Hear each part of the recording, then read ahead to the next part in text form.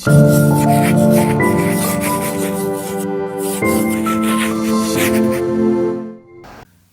जय हिंद दोस्तों। राय पब्लिकेशन के यूट्यूब चैनल पे आप सभी का स्वागत है। कल से अपन ने एक पॉलिटिकल साइंस की सिस्टमेटिक वे से जो है संविधान की ऐतिहासिक पृष्ठभूमि स्टार्ट की थी। मैंने आपको बताया था कि अपन ऐसे करते करते पॉलिटिकल साइंस जो है पूरा पढ़ेंगे, शुरू से लेके अंतिम तक बिल्कुल क्लासेस जो है अपने रेगुलर रहेगी। तो जो पहला भाग जो अपन ने कल देखा था संविधान की ऐतिहासिक पृष्ठभूमि, उसके आगे का जो अपन आज पार्ट भाग 2 देखेंगे। भाग 1 में अपन ने गाइस 1909 और 1919 का भारत शासन अधिनियम पढ़ा था। उसी क्रम में आगे बढ़ते हुए अपन आज 1935 का भारत शासन अधिनियम पढ़ेंगे।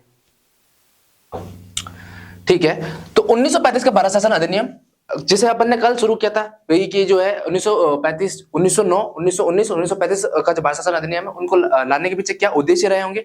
इनको जैसे कि 1909 के भारत शासन अधिनियम को पार्लियामेंट्री सुधार कहते हैं, 1909 के भारत शासन अधिनियम को मॉन्टेग्यू चांसलर सुधार कहते हैं।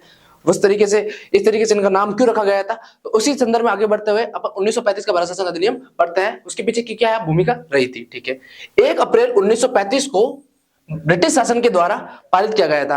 तो ये आपको डेट पूछी जा सकती है, वैसा कोई इंपॉर्टेंट डेट नहीं, पर फिर भी मैं आपको बता रहा हूं कि 1 अप्रैल 1935 को भारत शासन अधिनियम भारत में लागू किया गया था। ठीक है, जो अब तक का सबसे बड़ा अधिनियम था, यानी कि जो अब तक सारे अधिनियम ब्रिटिश शासन के द्वारा लाए गए थे, जितने भी हो गए, चार्टर एक्ट 1833 हो गए, 1733 हो गए, या फिर 1909 हो गया, 1919 वाला हो गया, उन सभी में से सबसे बड़ा जो अधिनियम था वो 1935 के भारत शासन अधिनियम ही था। ठीक है, इसके अंतर्गत कुल कितने 321 तो अनुच्छेद थे, कितने 321 अनुच्छेद थे। ठीक है, 10 अनुसूचियां और 14 भाग थे। ठीक है, तो 1935 के भारत शासन अधिनियम में 321 अनुच्छेद, ठीक है, 10 अनुसूचियां और 14 भाग थे। ठीक है, वर्तमान की बात की जाए तो वर्तमान में अपने भारत संविधान में टोटल कुल मिला के जो है लमसम जो है 395 अनुच्छेद है। ठीक है, 12 तो अनुसूचियां है और 22 भाग है, जो कि वर्तमान संविधान की मैं आपने बात कर रहा हूं। ठीक है, वही 1935 के भारत शासन अधिनियम की बात करूंगा तो उसमें कुल कितने 321 अनुच्छेद थे और कितनी 10 अनुसूचियां थी और 14 भाग थे। ठीक है, जो कि अब तक का सबसे बड़ा लाया गया जो है भारत शासन अधिनियम था। वर्तमान संविधान पर सर्वाधिक जो प्रभाव है 1935 के भारत शासन अधिनियम से ही पड़ा गया है। कहा जाता है कि संविधान के जो 2/3 प्रावधान, यानी कि 2/3 मतलब ये मान के चलो लगभग 65-66% जो प्रावधान है वो अपन ने भारत शासन अधिनियम 1935 से ही ग्रहण किए गए हैं। ठीक है, तो यही बात लिखी हुई है, वर्तमान भारतीय संविधान पर सर्वाधिक प्रभाव 1935 के अधिनियम का पड़ा है तथा संविधान के 2/3 भाग, जो कि मैंने बताया था अभी, 2/3 भाग 1935 के अधिनियम से ही ग्रहण किए गए हैं। ठीक है, तो 1935 का भारत शासन अधिनियम कितना इंपॉर्टेंट है आपकी परीक्षा की दृष्टि से आप स्वयं जान गए होंगे, क्योंकि जो संविधान का जो 2/3 पार्ट है वो अपन ने डायरेक्टली जो है वो भारत शासन अधिनियम 1935 से ही ग्रहण किया गया था, जो कि अब तक का सबसे बड़ा लाया हुआ अधिनियम था। फिर से रिपीट करा देता हूं, इसके अंतर्गत कुल 321 अनुच्छेद, 10 अनुसूचियां और 14 भाग थे। ठीक है, फिर 1935 के भारत शासन अधिनियम को लेकर आइवर जेनिंग्स का एक बड़ा ही शानदार स्टेटमेंट है। वो स्टेटमेंट क्या है, वर्तमान भारतीय संविधान 1935 के अधिनियम पर ही आधारित है। यानी कि आइवर जेनिंग्स ने तो यह तक कह दिया था कि जो वर्तमान का भारत जो भारतीयों ने जो संविधान बनाया है वो टोटल जो है वो पूरा के पूरा 1935 के भारत शासन अधिनियम पर ही आधारित है। ठीक है, अब अपन गाइस देखते हैं भाई 1935 का भारत शासन अधिनियम लाया गया तो इसके अंतर्गत क्या संवैधानिक प्रावधान रखे गए थे और कौन से ऐतिहासिक प्रावधान रखे गए थे। जिस तरीके से अपन ने 1909 और 1919 के भारत शासन अधिनियम के प्रावधान देखे थे, उसी तरीके से आगे बढ़ते हुए 1935 के भारत शासन अधिनियम के भी अपन प्रावधान देखेंगे। ठीक है, तो पहला प्रावधान आपकी स्क्रीन पर ये दिख रहा होगा। ठीक है, केंद्र तथा राज्यों के मध्य संघ, राज्य सूची और संवर्ती सूची के मध्य जो है सूचियों को लेकर जो शक्तियों का विभाजन किया गया था। ठीक है, वर्तमान में भी आपको पता है संविधान की 7वीं अनुसूची में अपने जो है शक्तियों के माध्यम से सूचियों के माध्यम से जो है शक्ति का विभाजन किया गया है। तो ये जो पहली बार ये जो किया गया था वो कब किया गया था, 1935 के भारत शासन अधिनियम से किया गया था। ठीक है, तो भारतीय संविधान में भी ये जो प्रकरण है या प्रावधान है वो कहां से ग्रहण किया, 1935 के भारत शासन अधिनियम से ही ये प्रावधान ग्रहण किया गया था। तो ठीक है, तो पहली बार जो 1935 के भारत शासन अधिनियम में सूचियों के माध्यम से शक्तियों का विभाजन किया गया था। कितनी सूचियां थी गाइस, 3 सूची थी, संघ सूची, राज्य सूची और संवर्ती सूची। आप सभी को विदित होगा कि संघ सूची पर जो विषय पर जो कानून बनाने का अधिकार है वो किसका है, मात्र किसको है, केंद्र को है। ठीक है, राज्य सूची पर वैसे तो राज्य को है, लेकिन विशेष परिस्थिति में जो कानून है वो केंद्र भी बना सकती है।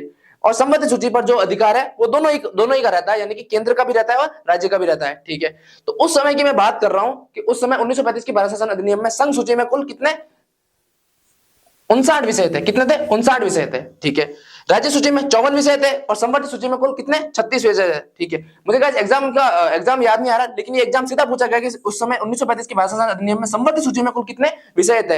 इंपॉर्टेंट है, याद रख लेना। ठीक है, तो सबसे पहला जो संवैधानिक प्रावधान किया गया था वो क्या किया गया था कि जो सूचियों के माध्यम से क्या है शक्तियों का विभाजन किया गया था, किसके, केंद्र व राज्य के मध्य। ठीक है, फिर बात की जाती है संघ सूची में कितने विषय थे, 59 विषय थे। राज्य सूची की बात की जाए 54 विषय थे और संवर्धित सूची में कुल कितने 36 विषय थे। ठीक है, अगला प्रावधान देखते हैं अपन। ठीक है, उससे पहले देखते हैं भाई जो उस समय जो सूचियों के माध्यम से शक्तियों का विभाजन किया गया था उसके अंतर्गत एक अवशिष्ट विषय बचते हैं, यानी कि वे विषय, अवशिष्ट विषय का क्या डेफिनेशन रहती है मैं आपको बताता हूं। वे विषय जिनको किसी भी सूची के अंतर्गत नहीं रखा जाता है उनको अवशिष्ट विषय कहा जाता है। ठीक है, जो कि संघ सूची, राज्य सूची और संवर्धित सूची तीनों ही सूचियों में जिसका जो है अवलोकन नहीं किया गया, जिसको मतलब मेंशन नहीं किया गया, उन विषयों को अवशिष्ट विषय कहते हैं। ठीक है, तो उस समय जो अवशिष्ट विषय थे वो गवर्नर जनरल को दिए गए थे। ठीक है, तो लेकिन जो वर्तमान में जो अवशिष्ट विषय है वो केंद्र के पास है। ठीक है, केंद्र के पास भी क्या मतलब संसद के पास है।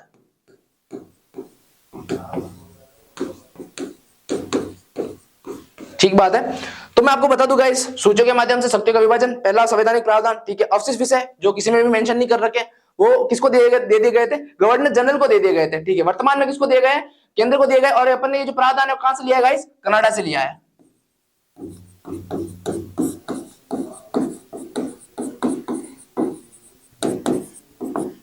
ठीक है, तो दूसरा संवैधानिक प्रावधान देखते हैं 1935 भारत शासन अधिनियम के तहत दूसरा कौन सा संवैधानिक प्रावधान किया गया था। ठीक है, एक संघ निर्माण करने की जो है इसमें अंदर प्रावधान किया गया था जिसका नाम रखा गया था अखिल भारतीय संघ। ठीक है, अखिल भारतीय संघ का प्रावधान किया गया था। अच्छा, इसमें कौन कौन शामिल होंगे, इसमें ब्रिटिश भारत प्रांत के जो राज्य है वो शामिल होंगे और देशी राज्य जो है वो शामिल होंगे। पढ़ते हैं, अखिल भारतीय संघ का प्रावधान किया गया था जो कि ब्रिटिश भारत के प्रांत तथा देशी रियासतों से मिलकर बनने वाला था। ठीक है, यानी कि मोटा मोटी इन्होंने बताया था कि एक अखिल भारतीय संघ बनाएंगे, इसमें ब्रिटिश भारत प्रांत के लोग यानी ब्रिटिश भारत प्रांत वो शामिल होगा और देशी रियासत भी शामिल होगी। यद्यपि किसी के लिए ये इन्फोर्सेबल नहीं रहेगा, यानी कि किसी का इच्छा है तो ही इसमें शामिल हो, वरना कोई इन्फोर्सेबल यानी फोर्सफुली ये नहीं था, ये लिखा हुआ है। यद्यपि ये संघ कभी भी अस्तित्व में नहीं आया, क्योंकि चूंकि ये फोर्सफुली नहीं था तो किसी ने भी इस संघ को है अंदर जाने की इच्छा जताई नहीं, तो ये जो संघ है कभी भी अस्तित्व में नहीं आया। फिर भी आपको पूछे भाई एक अखिल भारतीय संघ का जो प्रावधान है वो किस भारत शासन अधिनियम में किया गया था, तो किया गया था 1935 के भारत शासन अधिनियम में किया गया था। ठीक है, तीसरा प्रावधान क्या था भाई, गवर्नर जनरल को जैसे अवशिष्ट विषय दे रखे थे वैसे आपातकालीन शक्तियां, विटो और अध्यादेश के प्रावधान भी गवर्नर जनरल को दिए गए थे। यही बात लिखी गई है, गवर्नर जनरल को आपातकालीन शक्तियां, अध्यादेश तथा विटो का अधिकार प्रदान किया गया था। ठीक है, तो तीसरा संवैधानिक प्रावधान क्या हो गया कि गवर्नर जनरल को आपातकालीन प्रावधान, वीटो का प्रावधान और अध्यादेश की शक्ति दे रखी है। ठीक है, तो अपन ने तीन संवैधानिक प्रावधान देख लिए, चौथा संवैधानिक प्रावधान देखते हैं। अच्छा, एक संघीय न्यायालय का प्रावधान किया गया था। ठीक है, जैसे कि वर्तमान में अपने जो है सर्वोच्च न्यायालय, उच्चतम न्यायालय, इसके ऊपर अपील करने के अपील अपन कहीं भी नहीं कर सकते, उसी तरीके से संघीय न्यायालय का प्रावधान भी सर्वप्रथम किसमें किया गया था, 1935 के भारत शासन अधिनियम में किया गया था। लेकिन ये अपील का है अंतिम न्यायालय नहीं था, मतलब इससे ऊपर भी आप अपील कर सकते हैं। किसमें कर सकते थे, लंदन स्थित प्रीवी काउंसिल में इसकी अपील कर सकते थे। ठीक है, तो एक बात ये भी याद रखना कि 1935 के भारत शासन अधिनियम में पहली बार संघीय न्यायालय का प्रावधान किया गया था जो कि भारत का उच्चतम न्यायालय था। ठीक है, लेकिन इसके ऊपर भी अपील कर सकते थे और अपील का कर सकते थे, लंदन स्थित प्रीवी काउंसिल में कर सकते थे। यही बात लिखी हुई है, संघीय न्यायालय का प्रावधान किया गया था परंतु यह अपील का अंतिम न्यायालय नहीं था। इसके विरुद्ध लंदन स्थित प्रीवी काउंसिल में अपील की जा सकती थी। ठीक बात है, ठीक है। अच्छा, वर्तमान में आपने पढ़ा होगा आर्टिकल 143 142 में नियंत्रक और महालेखक परीक्षक जो है प्रावधान किया गया था। वो नियंत्रक और महालेखक का जो प्रावधान है सर्वप्रथम किसमें किया गया था, 1935 के भारत शासन अधिनियम में किया गया था। ठीक है, लिखा हुआ है महालेखा परीक्षक का प्रावधान, जिसको अपन कैग भी कहते हैं, नियंत्रक व महालेखा परीक्षक। ठीक है, लेकिन उस समय 1935 के भारत शासन अधिनियम में इसका जो नाम था वो क्या था, महालेखा परीक्षक इसका नाम था। ठीक है, तो महालेखा परीक्षक का जो सर्वप्रथम प्रावधान है वो 1935 के भारत शासन अधिनियम में ही किया गया था, जो कि केंद्र राज्यों का क्या होगा, लेखाओं का लेखा रखेगा। ठीक है, फिर बात की जाए इसी अधिनियम में आरबीआई और बर्मा को भी अलग किया जाएगा, वो बाद में देखेंगे अपन। तो आरबीआई का प्रावधान यानी कि रिजर्व बैंक ऑफ इंडिया का जो प्रावधान है वो सर्वप्रथम 1935 के भारत शासन अधिनियम में ही किया गया था। ठीक है, तो ये अपना कौन सा छठा संवैधानिक प्रावधान हो गया है। सातवां प्रावधान देखते हैं, जैसे गाइस अपने अब राज्य में अपने जो है 28 राज्य और उन 28 राज्यों में मात्र 6 ऐसे राज्य है जहां पर भी जो है विधानसभा के साथ विधानमंडल भी उपस्थित है। कितने राज्यों में? 6 राज्यों में। इसी तरीके से 1935 के भारत शासन अधिनियम में भी कुल 6 राज्यों को चुना गया था, जिसमें द्विसदनात्मक मंडल यानी कि विधानसभा के साथ साथ विधानमंडल का भी प्रावधान किया गया था। वो कौन कौन से राज्य थे देखने का एक बार। बिहार, बंगाल, बिहार, असम, संयुक्त प्रांत। बंबई में प्रांतों में द्विसदनात्मक विधानसभा मंडल का प्रावधान किया गया था। कहां का किया गया था गाइस? बंगाल, बिहार, असम, संयुक्त प्रांत और बंबई में प्रांतों में द्विसदनात्मक मंडल का प्रावधान किया गया था। किसके अंतर्गत? 1935 के भारत शासन अधिनियम के तहत किया गया था। वर्तमान में भी कितने राज्यों में? 6 राज्यों में वर्तमान में है।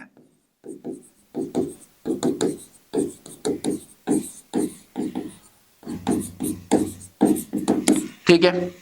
अच्छा, अब मैंने आपको कल पढ़ाया था कि 1919 के भारत शासन अधिनियम में संघीय लोक सेवा आयोग का प्रावधान किया गया था, जिसे 1926 में ली कमीशन बैठक के द्वारा इसको मान्यता प्रदान की गई थी। लेकिन ये लागू किया गया था 1935 के भारत शासन अधिनियम के तहत लागू किया गया था। ठीक है, लिखा हुआ है संघीय लोक सेवा आयोग का संघीय लोक सेवा आयोग प्रांतों में प्रांतीय लोक सेवा आयोग तथा कोई राज्य संयुक्त लोक सेवा आयोग बनाना चाहे तो उसके संदर्भ में भी प्रावधान किया गया था। संयुक्त लोक सेवा आयोग का भी मान्यता प्रदान की गई थी। ठीक है, तो 1919 के भारत शासन अधिनियम में केंद्रीय लोक सेवा आयोग का प्रावधान किया गया था, जिसे 1926 की ली कमीशन की बैठक में उसको मान्यता प्रदान की गई थी।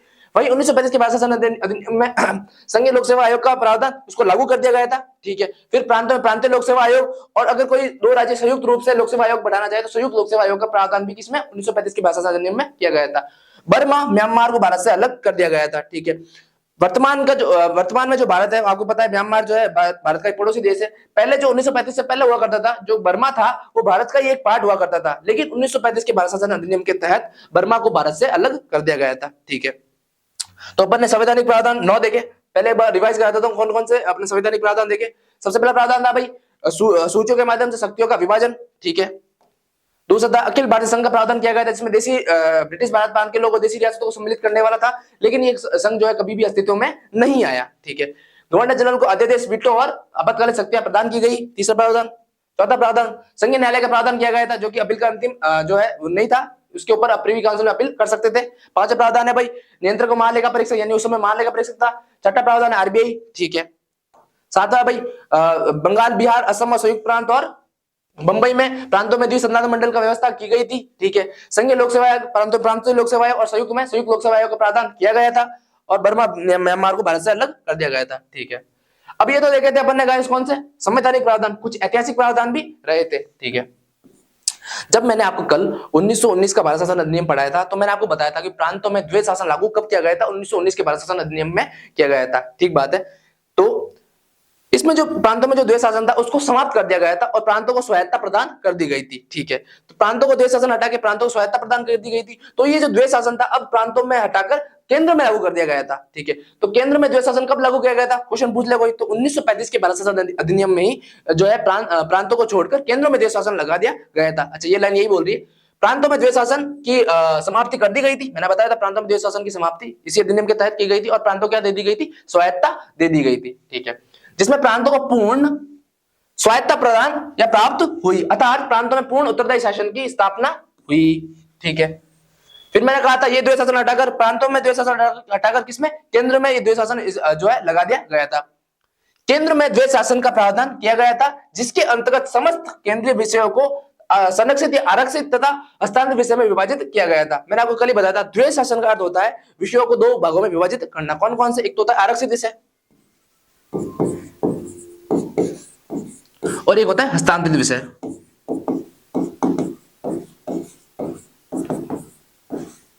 ठीक है, आरक्षित विषय गाइस ये वो होते हैं जो कि विषय जो होता है वो आरक्षित होता है, यानी कि उसके लिए जो है गवर्नर जनरल उत्तरदायी नहीं रहता, लेकिन हस्तांतरित विषय के लिए गवर्नर जनरल और उसकी मंत्रिपरिषद को उत्तरदायी होना पड़ता है। ठीक है, तो केंद्रों में जो शासन लगा दिया गया था, ये दूसरा ऐतिहासिक प्रावधान हो गया।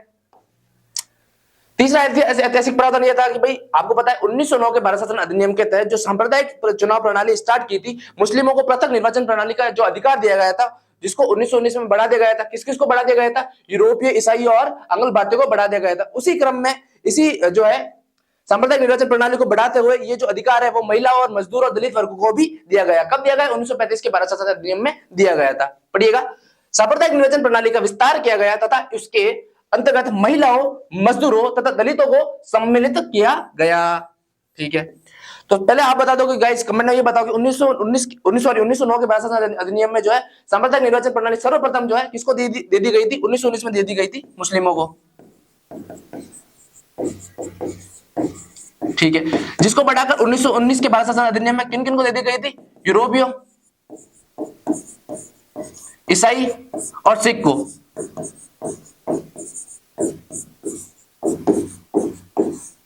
जिसको मैंने आपको कल भलीभांति अवगत करा भी दिया था। ठीक है, चौथा प्रावधान क्या था भाई? भारत परिषद की समाप्ति कर दी गई थी। ठीक है, पहले भारत परिषद का एक प्रावधान किया गया था जिसको 1935 के भारत शासन अधिनियम में जो है उसकी जो है समाप्ति कर दी गई थी। तो चार ऐतिहासिक प्रावधान कौन कौन से थे? सबसे पहले तो ऐतिहासिक प्रावधान क्या था? प्रांतों में द्वैध शासन हटा दिया गया था और पूर्ण स्वायत्तता दे दी गई थी। केंद्रों में द्वैध शासन लगा दिया गया था। सांप्रदायिक निर्वाचन प्रणाली में और विस्तार किया गया जिसमें महिला, मजदूर और दलित वर्ग को भी सम्मिलित किया गया था। और जो है चौथा प्रावधान क्या था गाइस? भारत परिषद की समाप्ति कर दी गई। ठीक है, अब इसमें कुछ कमियां और दोष भी रहे, जैसे मैंने आपको संवैधानिक प्रावधान पढ़ा है, कुछ ऐतिहासिक प्रावधान भी पढ़ा है, तो इसमें कुछ कमियां और दोष भी सम्मिलित है। कौन कौन से कमियां और दोष है मैं आपको बताता हूं। गवर्नर जनरल की निरंकुश शक्तियों में किसी प्रकार की कोई कटौती नहीं की गई, वरन उल्टा जो है गवर्नर जनरल की शक्तियों को बढ़ाया गया, जैसे कि उसको आपातकालीन वित्त और अध्यादेश का प्रावधान और दे दिया गया था। आपातकालीन प्रावधान, विटो और अध्यादेश। ठीक है, वर्तमान में भारतीय संविधान में भी ये तीनों शक्तियां किसको दे रखी है? राष्ट्रपति को दे रखी है। और ये जो प्रावधान अपन ने ग्रहण किया कहां से किया है? 1935 के भारत संविधान अधिनियम से ही किया गया था। तो पहला जो दोष या कमी कह दो तो गवर्नर जनरल की निरंकुश शक्तियों में किसी प्रकार की कोई कमी नहीं की गई, वरन इनकी शक्तियों को और बढ़ाया गया। किसके माध्यम से? आपातकालीन प्रावधान, वित्त और अध्यादेश के माध्यम से। ठीक है, दूसरी कमी देख लेते हैं, सांप्रदायिक निर्वाचन प्रणाली की और अधिक विस्तार किया गया। मैंने अभी आपको बताया कि 1909 के जो सांप्रदायिक निर्वाचन प्रणाली स्टार्ट हुई थी उसको 1919 से और बढ़ाया गया और 1935 में उसको और बढ़ाया गया था। किसको? मजदूर, दलित और महिला वर्ग को भी इसमें सम्मिलित कर दिया गया था। ठीक है, तीसरा भाई, संघ न्यायालय जो था उच्चतम न्यायालय नहीं था, इसके ऊपर जो अपील की जा सकती थी किसमें? प्रीवी काउंसिल में। ठीक है, तो यानी कि वर्तमान में जो सर्वोच्च न्यायालय अपने बिल का जो है अंतिम क्षेत्राधिकार है, उसके तहत जो 1935 के भारत शासन अधिनियम में अंतिम क्षेत्राधिकार नहीं था, इसके ऊपर भी जो है अपन अपील कर सकते थे। किसमें कर सकते थे? प्रीवी काउंसिल, लंदन स्थित प्रीवी काउंसिल में अपील कर सकते थे, लंदन। ठीक है, चौथा है भाई मौलिक अधिकार और मौलिक कर्तव्यों का जो है प्रावधान नहीं किया गया था। ठीक है, इसमें किसी प्रकार जो वर्तमान में अपने सभी भारतीयों को, भारतीय नागरिकों को 6 मौलिक अधिकार दिए गए हैं। उसके अंतर्गत 1935 के भारत शासन अधिनियम के तहत किसी भी मौलिक अधिकार का कुछ भी वर्णन नहीं किया गया था। ठीक है, तो 4 कमियां कौन कौन सी गाय? सबसे पहले गवर्नर जनरल की जो निरंकुश शक्तियों में किसी प्रकार की कोई कटौती नहीं की गई थी। ठीक है, सांप्रदायिक निर्वाचन प्रणाली का और विस्तार किया गया था। ठीक है, संघीय न्यायालय जो था अपील का अंतिम न्यायालय नहीं था, इसके ऊपर जो है लंदन स्थित प्रीवी काउंसिल में अपील की जा सकती थी और मौलिक अधिकारों की किसी प्रकार की व्याख्या नहीं की गई थी। ठीक है, अच्छा 1935 के भारत शासन अधिनियम के तहत भी कुछ स्टेटमेंट है। मैंने आपको जब 1909 का जो भारत शासन अधिनियम पढ़ाया था उसके अंदर भी कुछ स्टेटमेंट बताए थे जो महत्वपूर्ण थे। 1919 के भारत शासन अधिनियम के तहत भी कुछ स्टेटमेंट बताए थे जो भी इंपॉर्टेंट थे। अब 1935 के रिलेटेड भी कुछ जो स्टेटमेंट बताता हूं। ठीक है, जवाहरलाल नेहरू ने इसको दासता का चार्टर तथा बिना ब्रेक की गाड़ी की संज्ञा दी थी। ठीक है, 1935 के भारत शासन अधिनियम को जब इन्होंने जवाहरलाल नेहरू ने पढ़ा तो उसको दासता का चार्टर यानी कि दासता का आज्ञा पत्र भी कह सकते हैं या चार्टर भी कह सकते हैं। दासता का आज्ञा पत्र,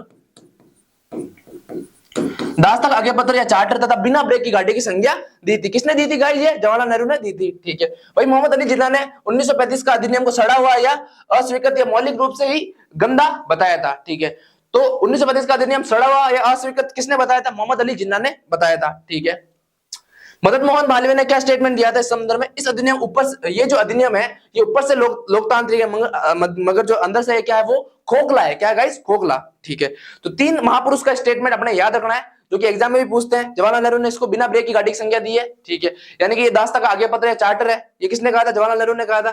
मोहम्मद अली जिन्ना ने इसको मौलिक रूप से सड़ा हुआ या फिर अस्वीकृत बताया। मदन मोहन मालवीय ने ऊपर से लोकतांत्रिक और अंदर से क्या है भाई जो है खोखला बताया था। ठीक है, आगे की ओर बढ़ते हैं।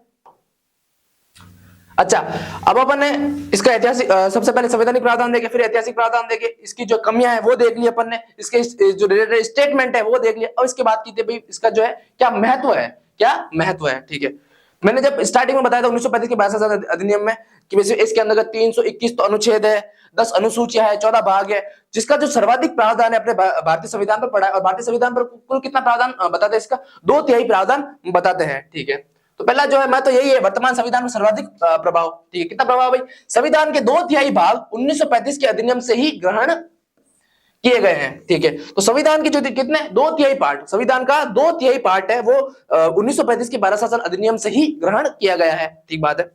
तीसरा महत्व क्या है? स्वतंत्रता के पश्चात भारतीयों ने संविधान लागू होने के पूर्व 1935 के अधिनियम के अंतर्गत ही अपना शासन का कार्य किया था। ठीक है, आपको पता है गाइस, अपना जो संविधान है 26 जनवरी 1950 को लागू हुआ था।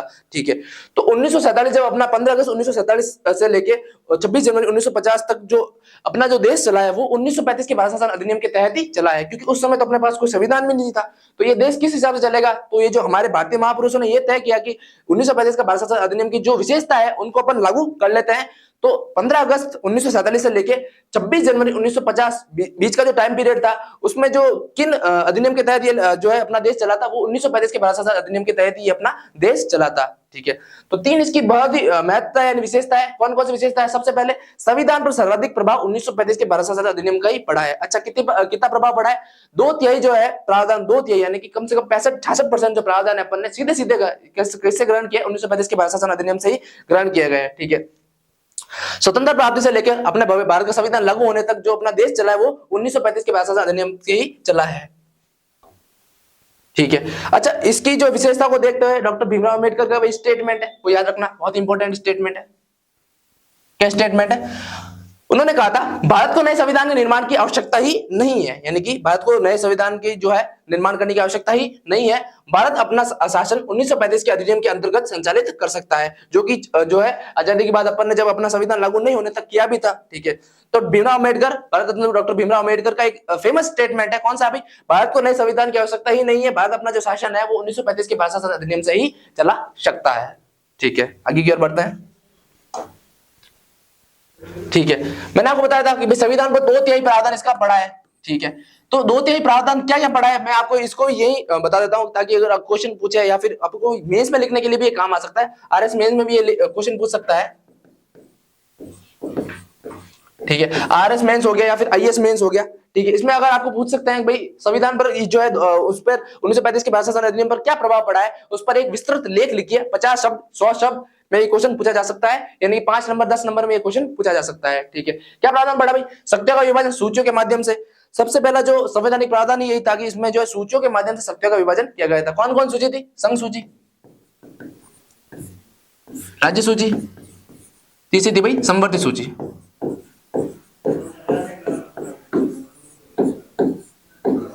ठीक है, तो वर्तमान में भारत के संविधान के जो है अनुसूची 7वीं अनुसूची है, 7वीं अनुसूची में भी जो सूचियों के माध्यम से शक्तियों का विभाजन कर दिया गया है। वो जो प्रावधान अपन ने ग्रहण किया है, वो प्रावधान अपन ने कहां से ग्रहण किया है गाइस? 1935 के भारत शासन अधिनियम से ये प्रावधान ग्रहण किया गया है। बिल्कुल सही बात है। दूसरा, आपातकालीन शक्तियां, भारतीय संविधान के अनुच्छेद 352 से लेके 360 तक आपातकालीन प्रावधान किए गए हैं। ठीक है, भाग 18। ठीक है, तो अपन ने जो गाइस ये आपातकालीन प्रावधान लिए थे, वो आपातकालीन प्रावधान भी 1935 के भारत शासन अधिनियम से ही ग्रहण किया गया है। ठीक है, मैंने बताया था अध्यादेश और वीटो की शक्ति, राष्ट्रपति को अध्यादेश, वीटो और आपातकालीन प्रावधान दे रखे हैं ना गाइस। ठीक है, और ये अपने भारतीय संविधान के में भी मेंशन कर रखे हैं। बिल्कुल सही बात है। ठीक है, तो ये सभी जो अपन ने प्रावधान है वो किसे? भारत शासन अधिनियम 1935 से ही ग्रहण किया है। प्रावधानों में सदनात्मक विधानमंडल। ठीक है, मैंने बताया था कि 3 जिसमें कम से कम 5 राज्यों में, मुंबई, असम और संयुक्त प्रांत समेत 5 राज्यों में या 6 राज्यों में जो है द्विसदनात्मक विधानमंडल की व्यवस्था की गई थी। ठीक है, तो ये प्रावधान अपन ने कहां से? 1935 के भारत शासन अधिनियम से ही लिया गया है। वर्तमान में 6 राज्यों में, भारत के 6 राज्यों में यह प्रावधान है।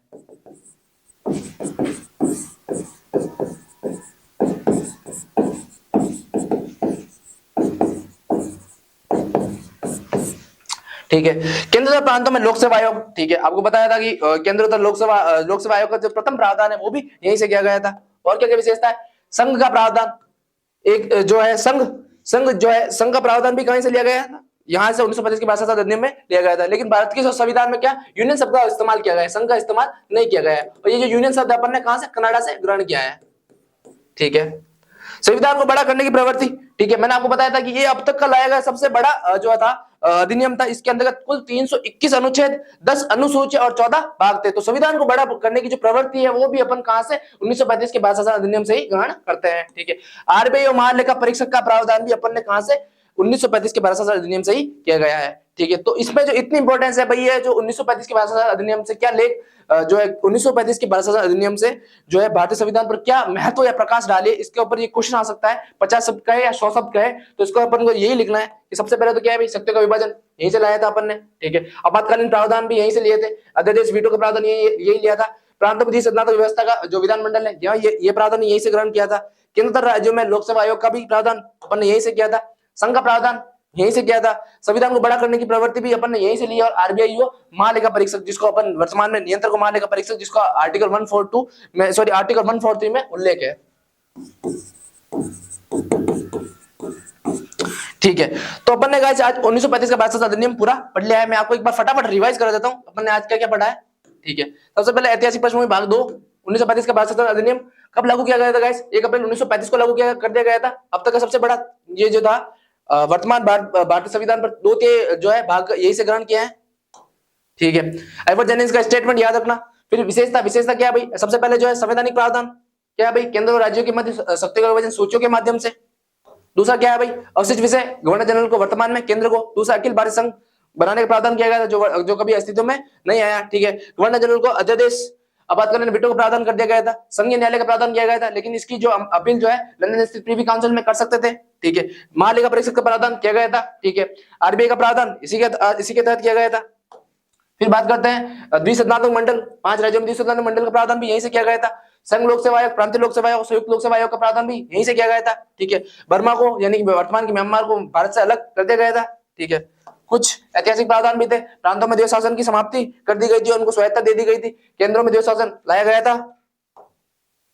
सांप्रदायिक निर्वाचन प्रणाली में और विस्तार किया गया था, जिसमें महिलाओं, मजदूर और दलित वर्गों को भी सम्मिलित किया गया था, ठीक है। चौथा भी भारत परिषद की जो है समाप्ति कर दी गई थी। कमियां आपको पता है, गवर्नर जनरल की निरंकुश शक्तियों में किसी प्रकार कोई कटौती नहीं कर दी गई थी, अपितु आपातकालीन वीटो और अध्यादेश का प्रावधान कर दिया गया था, ठीक है। दूसरा भी सांप्रदायिक निर्वाचन प्रणाली का और विस्तार कर दिया गया था। तीसरा है संघ न्यायालय जो उच्चतम न्यायालय नहीं था और मौलिक अधिकार कोई व्याख्या नहीं की गई थी, ठीक है।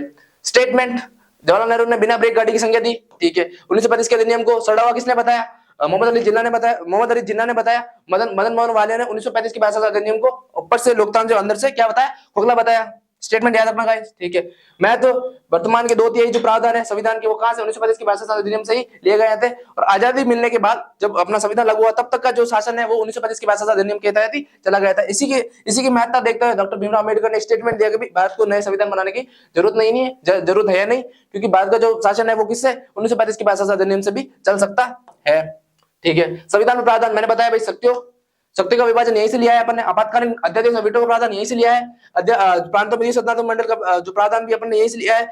केंद्र तथा प्रांतों में लोक सेवा आयोग का गठन भी अपन ने इसी अधिनियम के तहत कर दिया गया था। संघ का प्रावधान यहीं से किया था। संविधान को बड़ा बनाने की प्रवृत्ति और आरबीआई और नियंत्रक महालेखा परीक्षक का प्रावधान भी इसलिए किया गया था, जिसको संविधान में अनुच्छेद 143 में उल्लेख है। तो गाइस अपन ने आज संविधान की ऐतिहासिक पृष्ठभूमि का भाग सेकंड कवर किया गया। इसके अंतर्गत अपन ने 1909, 1919 और 1935 के भाषा अधिनियम को बिल्कुल ढंग से कवर कर दिया। होप सो गाइस आपको वीडियो पसंद आया हो। वीडियो को पसंद आया तो एक बार लाइक कीजिए, शेयर कीजिए और सब्सक्राइब कीजिए। बाकी खुद समझदार हो। नमस्कार।